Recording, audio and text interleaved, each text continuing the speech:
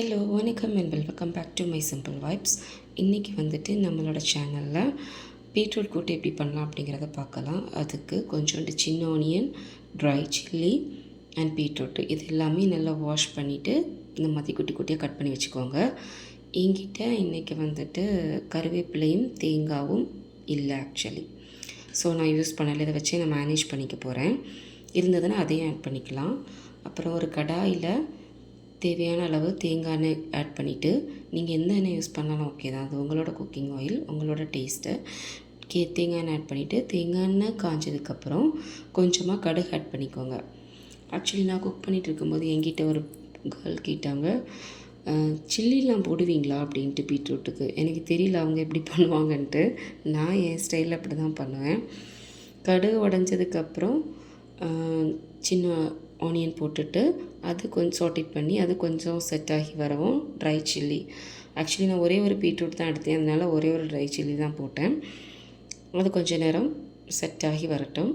அதுக்கப்புறம் நம்ம வந்துட்டு கட் பண்ணி வச்சுருக்க பீட்ரூட்டை ஆட் பண்ணுறோம். ஆட் பண்ணிவிட்டு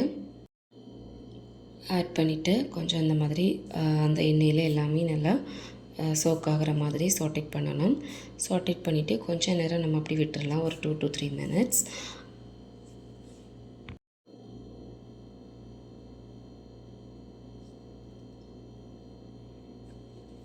இப்போ இதில் வந்துட்டு தேவையான அளவுக்கு சால்ட்டு போடலாம். நான் எப்போவுமே கொஞ்சமாக தான் சால்ட் போடுவேன், அதுக்கப்புறம் கம்மியாக இருந்தால் வேணால் ஆட் பண்ணிக்குவேன்.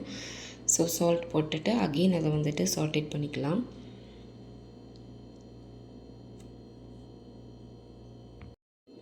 சம்டைம்ஸ் நான் வந்து பீட்ரூட் எப்படி பண்ணுவேன் அப்படின்னா, இது கூட பொட்டேட்டோவும் குட்டி குட்டியாக கட் பண்ணி ஆட் பண்ணிக்குவேன். முதல்ல பீட்ரூட் ஒரு ஹாஃப் வெந்ததுக்கப்புறம் பொட்டேட்டோ ஆட் பண்ணிவிட்டு அதுக்கப்புறம் நான் பண்ணுவேன். முன்னாடி வந்து எனக்கு ப்ளெயின் பீட்ரூட்டாக சாப்பிட பிடிக்காது.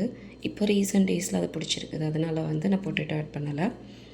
அண்ட் தென் கொஞ்சோண்டு வாட்டர் ஆட் பண்ணணும். ஐ திங்க் நான் கொஞ்சம் அதிகமாக ஆட் பண்ணிட்டேன்னு நினைக்கிறேன். பட் கொஞ்சமாக ஆட் பண்ணால் போதும். அதில் அப்புறம் மூடி போட்டு வேக வச்சுக்கலாம். அகெயின் மூடி போட்டு கொஞ்சம் வேக வைக்கிறேன். பார்த்திங்களா, தண்ணி கொஞ்சம் அதிகமாகிட்டு